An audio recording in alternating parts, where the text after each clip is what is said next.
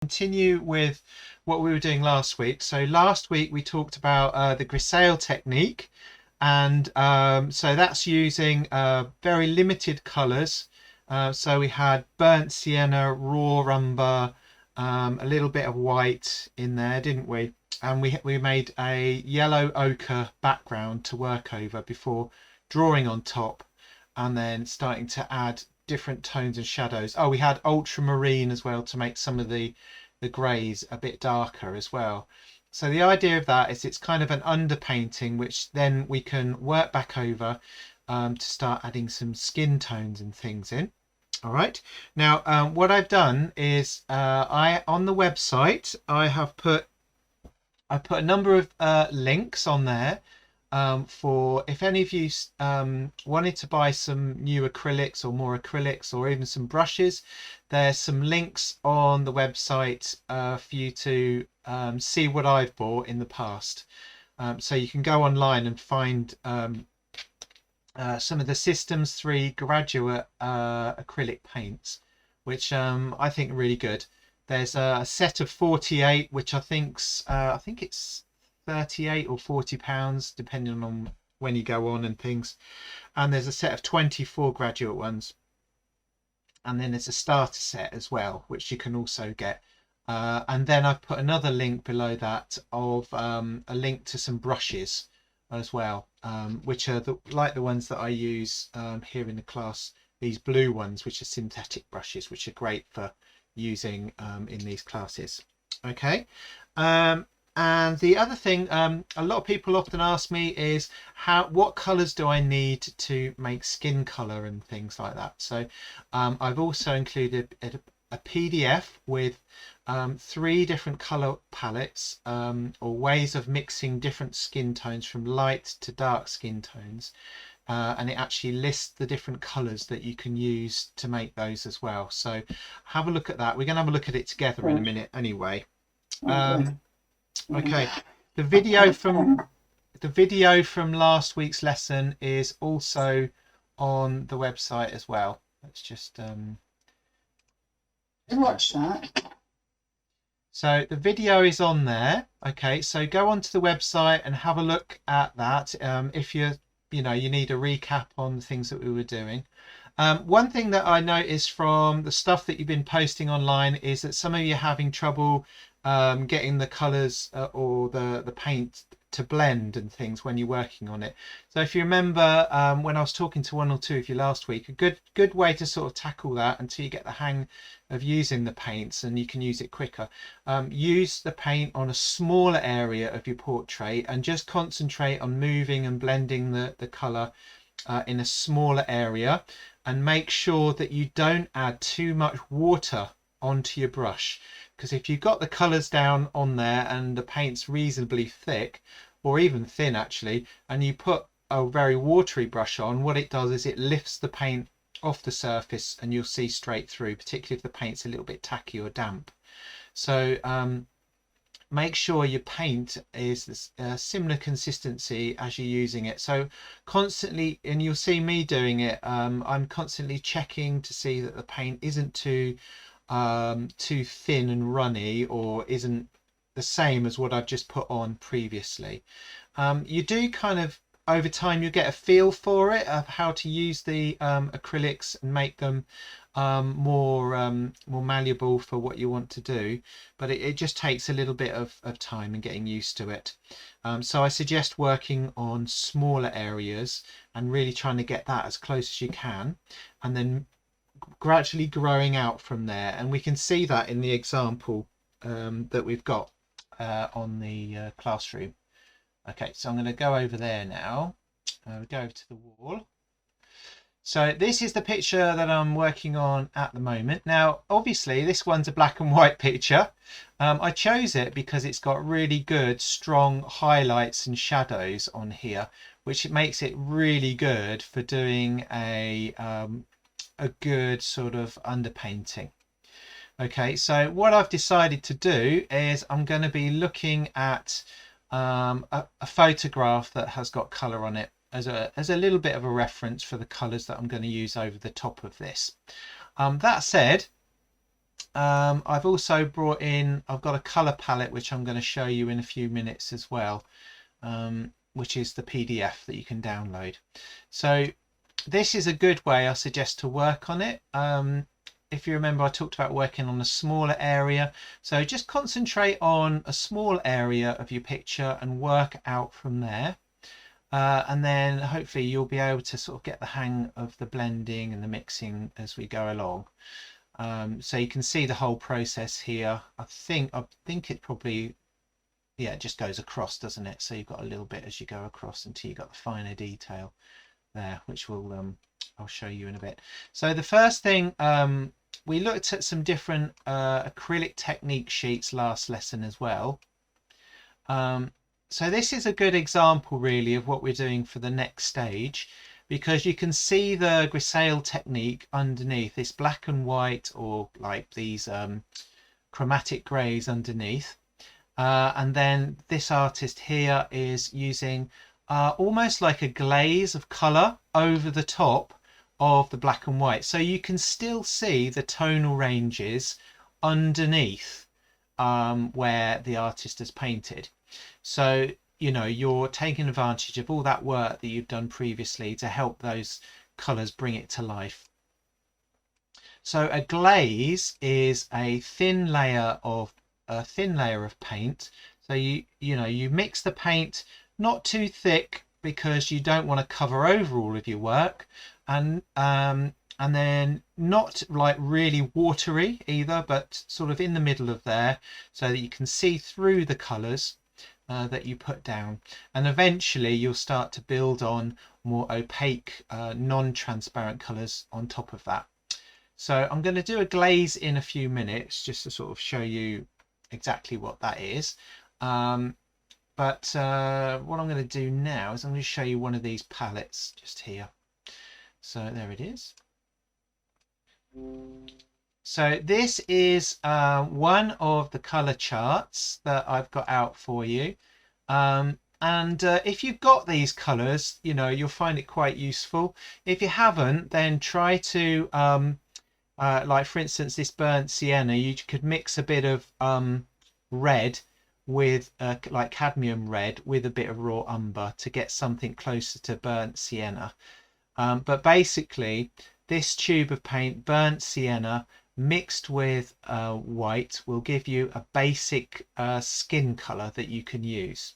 Okay, and then following that, of course, with that basic skin color, you can add any of these other colors alongside. So you've got raw umber, red cadmium, alizarian crimson, cadmium yellow, lemon yellow, and ultramarine, and these will give you a range of different colors that you can then apply onto your portrait. And then down the bottom, it's quite useful, we've got some colors for lips.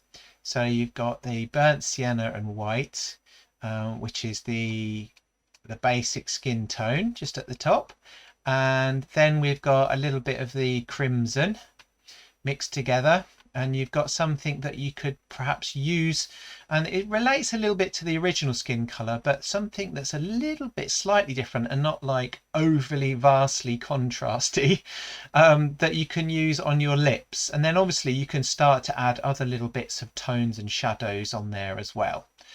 Okay, so there's that color chart, and it's also got bits on using hair, creating hair colors on there as well.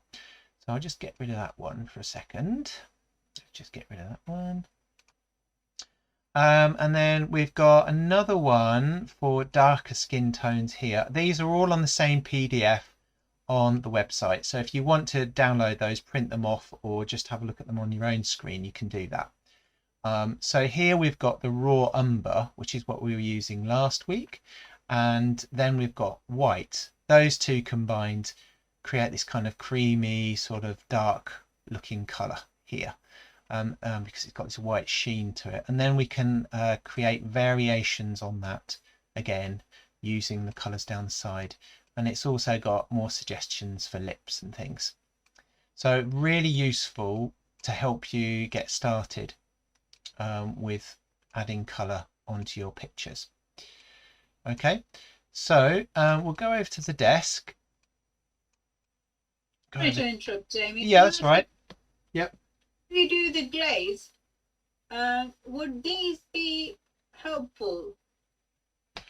What have you got there? It is a gloss medium. I think a gloss is literally going to create a shiny surface on your picture as opposed to doing much else. It will make the paint thinner and more transparent, so it'd be quite good for a glaze, but then it'll probably make it shiny as well. Yeah, Right. there are mediums you can use for that, definitely. So what about the slow drying medium? Would that any help? Slow drying medium would be good because what it'll do is it'll slow down, obviously slow down the drying time.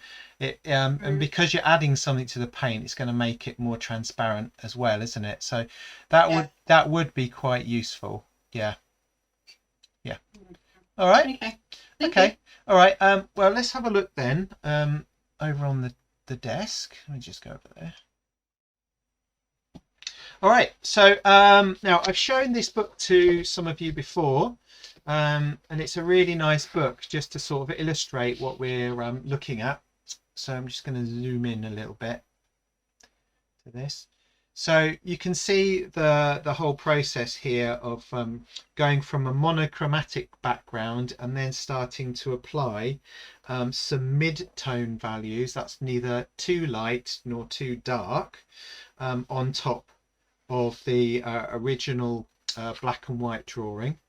And then following that, the artist has started to add some slightly lighter tones.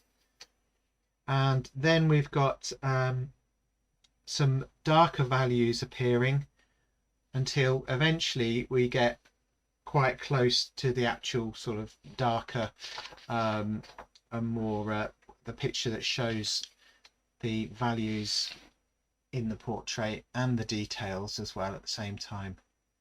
So I thought I just wanted to show you that really quickly. I can perhaps photograph it and put it on the website as well to show you. Okay. Yeah. Could you tell me what page that is? Because I've got the book. Oh, you got the book. Oh, right, cool. The page is 180. So this is the portrait that of Marion, I think the name of the person is. And it's quite nice, this book, because it does actually give you some of the colours or the colours that this artist has used to create this picture. So we've got raw umber, which is this colour, which I don't know if you can see particularly well at home. We've got yellow ochre, and we've got one called blue black, which I don't have in any set of mine, but it's easy enough to make it. And then there's a couple of others here, but let's not forget this is probably oil paint as well. So whereas it shows you how to do this technique, it's not necessarily the same materials. And then we've got flake white, transparent yellow oxide, and ultramarine, which is one that we've been using to help us create darker shadows when we were doing the monochromatic stuff a short while ago. So a very, very nice, useful book to look at. Even if you don't read it all, it still gives you a really good illustration, and some of these like smaller descriptions are quite nice to work from. Okay, so a glaze then is just it's just a thin transparent layer of color that goes over the top of your black and white image. So I'm just going to do like a glaze that's not for any particular purpose, but just to illustrate what we're talking about. So white, the white that I've got in this set, no, actually it's not in the set, it's this one. Titanium white is more of an opaque color, so it will need a bit more water to keep it transparent, but without it getting too watercolory. So I've got that white there, and if I add a little bit of the burnt sienna, then I can create this lovely thin paint. So it's not drippy, it's not puddly or anything like that, it's just a nice light transparent colour on there. And then you can start building up layers of colour by just putting that paint down, and what you'll still be able to do is see everything that you've done underneath still. In fact, those tonal ranges that you've already been putting in will still appear in your picture. So I'll just zoom into that so you can see what I mean. Whoop. There we go. Move that over there. So as you can see, this glaze makes a difference, but it doesn't obliterate everything. So the thing to do is start with probably a general skin tone to begin with, and then you can go either way. You can start adding the highlights and start adding the shadows and the finer detail with your thinner brushes to gradually build it up and have a little bit of control at the same time. Okay, some artists will literally scumble all the colours on quite loosely and very, very confidently, which can be a bit off-putting really, particularly if you're just starting this. So the thing to do is, just like I've said, do one area and you can get that, you know, you can keep working it until you get it the way you want it, and then you can build out from there, remembering the process, which is to use this general skin tone that you saw on the charts, and then you can add a little bit of white to that skin tone and try some of the other color mixing as well that you can see on that chart. Okay, so this is the fellow that I was working on last time. I've got this out because I might just have a look at this as I'm working on this fella's face, because obviously we haven't got any colour on there. So it'd be quite nice just to say, oh yeah, look at this dark tone on the face here. What do I need? Where do I need to put that? I want the shadows and so forth. So I'm going to be using that in this case to reference. But the next portrait I do, I'll probably be using a colour photo. Certainly this was very useful for what we did last week. So I'll do a little bit on here to get us started. So again, we've got a bit of white and a bit of burnt sienna, like that. So we've got that skin tone that we were looking at on the chart just a few minutes ago. And then I can test it if I like down there, that's fine. And then I can just start to brush over the areas that I want to do it. Now, as I said, you can work just on one area at a time, so you can put knowing where your starting point is, which is this light skin tone, you can then start to add some of the other tones back over the top. So as you can see, I can see through that, so I know where my skin tones are, and in fact, because the colour is transparent, I can still see through it.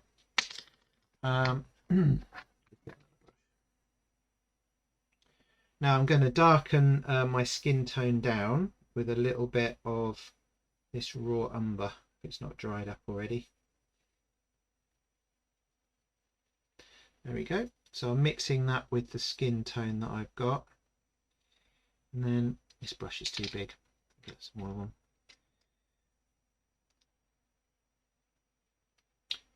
Okay.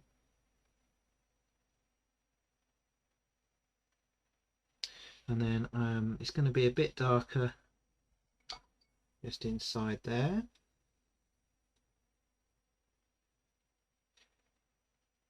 I can start adding a little bit of tone on the inside of his eye. Now that's going to be, I'll need to blend that so I can get my original colour. So again, when I'm changing my colours, I don't want this brush to be absolutely sopping wet, because I'll take all that water and put it onto my picture. So I don't want that. I want it to be a good consistency so that I can go back and gently start to blend it in. Come in a bit closer again. There we go. Focus.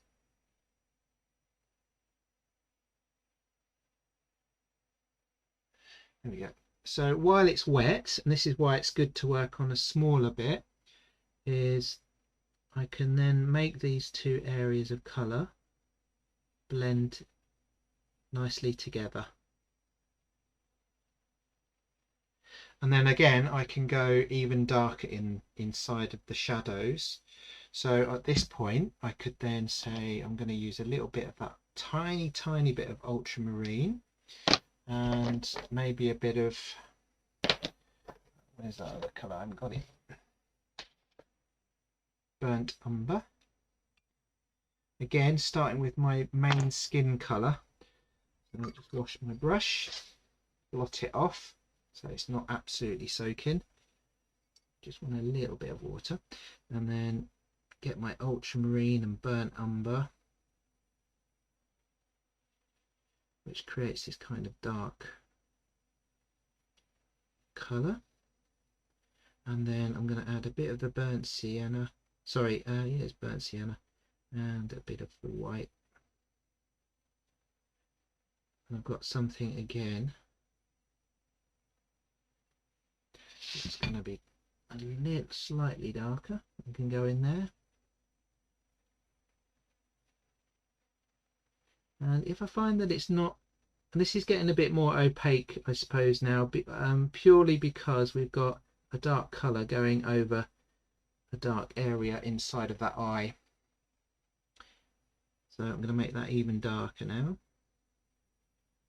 with these two colours, more umber, sorry, burnt umber and ultramarine, a touch of the burnt sienna,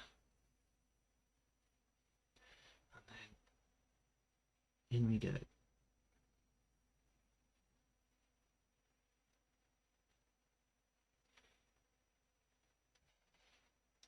So I'm starting to create a colour scheme on there using some basic colour palettes. So the other way to go, of course, is to add highlights. So again, we can get the burnt sienna and the white, mix those to make that general skin tone that we started off with. There we go. And then I want to add some highlights onto him now. So I'm going to mix a bit of white in with that basic skin tone, just there. And this might need to be even whiter a bit later on, but I can start to add more contrast. And because I'm working on a small area as well, I can even start to do slight bits of detail. Like there's his skin is might have these little dimples in the skin and stuff.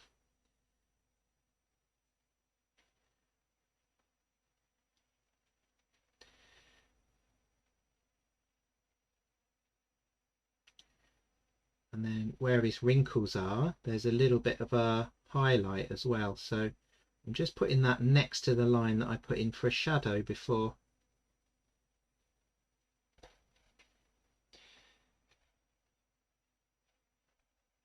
No, just over here. I've already put a highlight in here before we started, but I'm going to go in again, put in another highlight.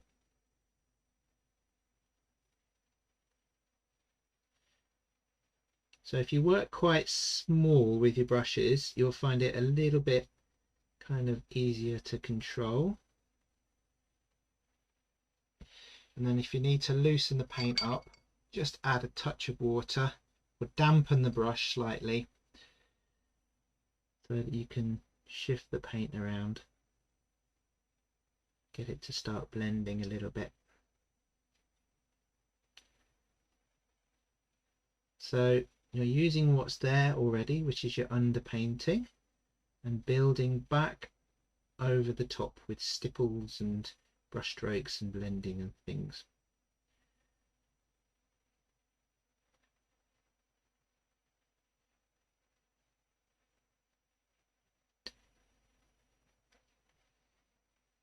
And then you'll see the different areas in the picture start to recede and come forward as well.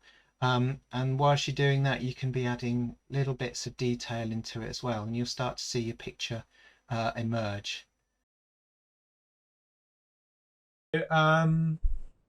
So here we go then. So at the moment, what I've done is I've put the mid-tone of colour onto the surface of the skin as a glaze though, so that you can see through it. And you can see now I'm just trying to bring out that nose a little bit more by adding some white. I'm also doing a little bit of stippling on there as well with my brush, just like little tiny dots. That begins to add some of that texture that you can see on the nose. And then I've highlighted some of the details in the eyes as well. So just previously, a few minutes ago, you saw me adding some tone into the darker areas of the picture. That I've already got tone in there, but what I'm doing is I'm using some warmer browns and things back over the top of the greys in order to make it sort of gel a bit more with the picture and take away some of that dullness in the grey colours as well.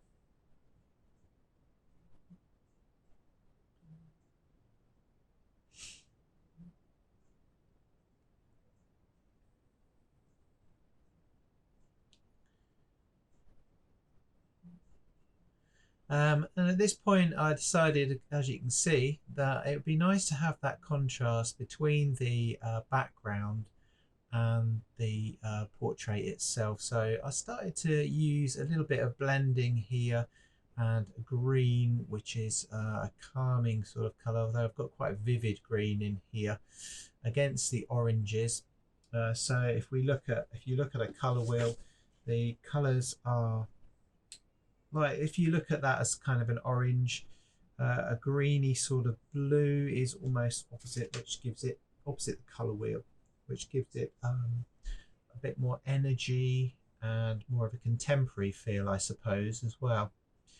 And then we're back into the portrait again, adding what I'm doing here is I'm continuing to add highlights.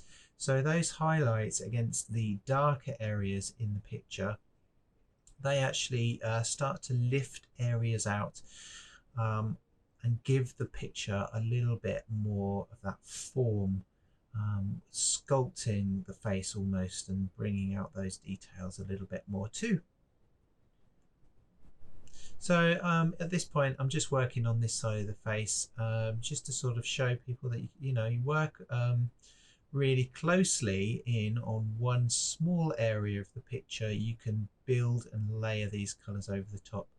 For the most part, I was working, to begin with, I did a glaze, and then what I did is I added some more opaque colour, which is the whites, back over the top to really lift out some of those areas in the portrait. On the next part though, when I worked on the second part of the picture in the class on Tuesday, I was doing much more glazing because I was working more broadly on the rest of the picture, and you'll see that in a few minutes. So now I'm just adding shadow, and as you can see from the picture, I'm adding more browns into the shadows. So obviously that was quite grey underneath there, even though I'd added a little bit of colour. And then I've added some browns over there, so some warmer browns over the top of the grey. And if they're glazy enough, those greys will still come through underneath. So you're still going to have this kind of Renaissance feel to the picture, in that you've got these these tones underneath with the Grisaille painting, but we're going to add a little bit more colour. So it's got this kind of gritty, earthy feel to the picture when it's done, but you've still got the colours and things coming through. So I've added the highlights just around the fold of the laugh lines on the face there, and then one thing I really like is when you've got the strong contrast between the light and the dark area. So just underneath the nose, I'm adding a little bit of that too.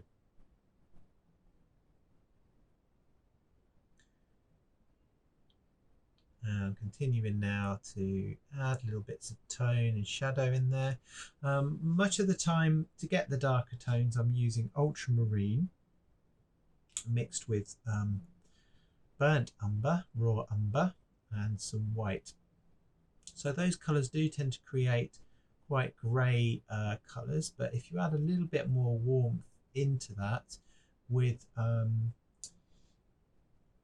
burnt sienna, then you'll start to lift it up. Now at this point I have used a slightly different mix. I've used the general skin tone but added a little bit of red into the colour to create something that's similar to the rest of the face here, as the colour for the lips goes, but also is slightly different, so you get that kind of warm pink, well not pinkies, a sort of warmer sort of skin tone on the lips.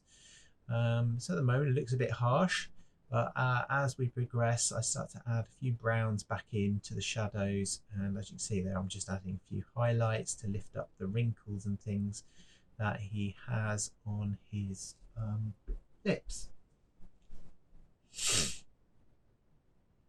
And then I start to add some more tones on the chin and the shadows underneath using browns and a few highlights of course there. So I mean, working at this sort of pace, like in focusing in on the detail, really allows you to get focused in on the blending and playing around with the paint. I did actually find it difficult to keep the paint wet enough as I was working, because I was working quite a warm room next to a radiator in my studio here. But what you can do, and I do that on the following day, is use some retardant, which slows the drying of the paint down considerably and allows you to do blending for longer before it dries, because this acrylic paint does dry really quickly, unlike oil paint which can take months to dry properly. So there we are.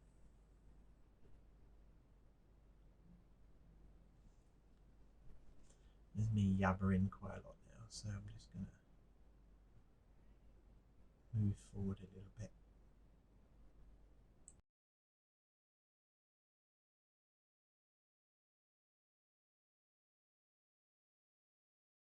So at this point, as you can see, I've already applied a wash of burnt sienna over the whole of the picture. Burnt sienna and white, which is like a general skin tone for this picture.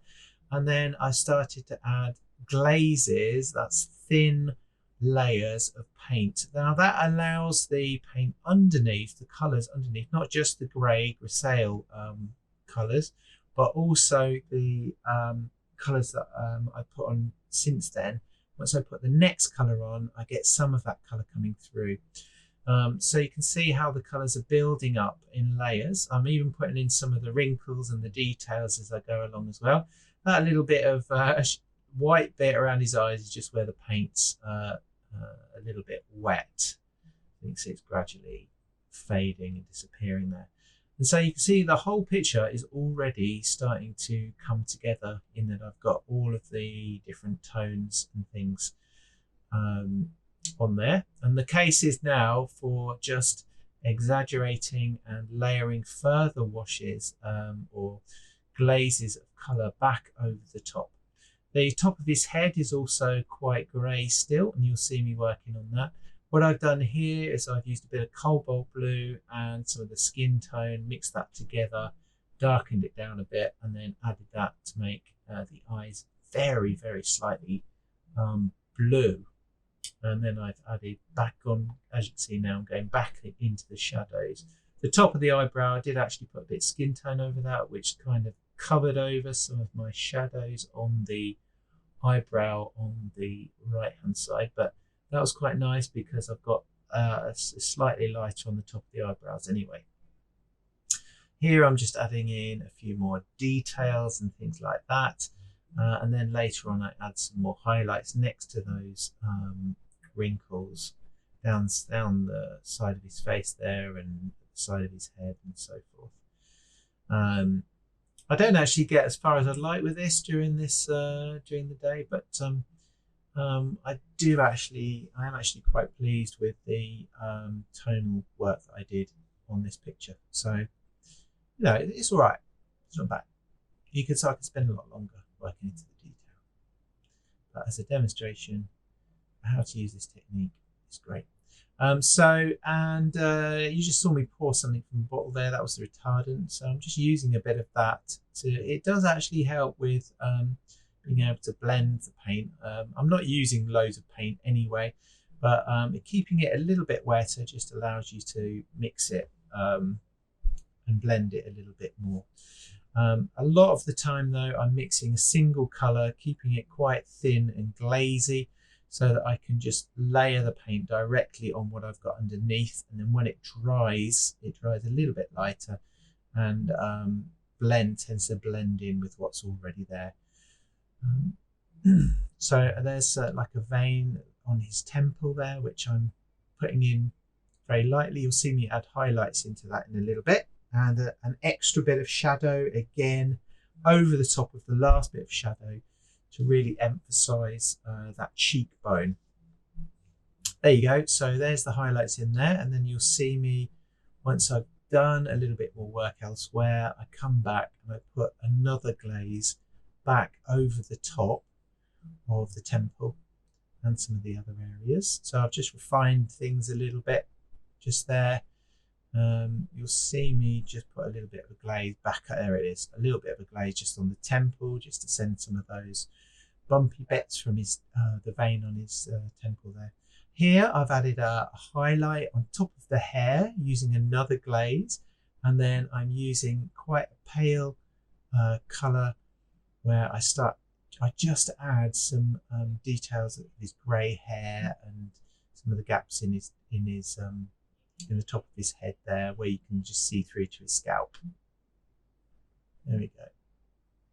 I did also make the edge of his head kind of softer by doing a glaze which went over onto the orange background. I do actually cover that up a little bit later because I put the green around the whole background too.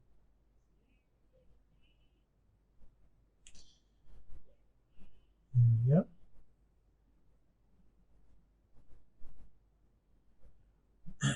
Now you can see there's much more detail now in his hair as well, and I'm just softening down that shadow around the cheekbone, eye bone, socket bone as well. So really getting into this at this point, making the highlight on his head a bit more prominent, and I decided that it wasn't quite warm looking enough, so I've got this quite strong orangey colour for the head, just to bring it in line perhaps with a bit of the rest of the picture. And here I'm just adding more texture and detail around the nose and stuff. Obviously there's a lot of stippling going on there. There was some dark highlights and some lighter ones on there, and the ear has pretty prominent highlights on it too, so I put those in quite strong. And then I think I add a few glazes a little bit later on as well. So quite a lot of work's gone into that, but it's a lot of fun. And near a bit later on now, I just enjoyed putting in a little bit of a kind of halo around the head and some of this lovely hooker's green mixed with white. I have put a little bit of retardant in here, which I did find quite effective for the blending, because it's quite warm in here, though it's still dry quite quickly, but I did have that little bit of extra time just to put in those that background and do a bit of blending around it as well. There we go. So I decided to have this side slightly lighter than the one at the back. There we go. So the rest of it, I just mostly rub it on. We was talking a bit here about colour and so forth and how to mix it.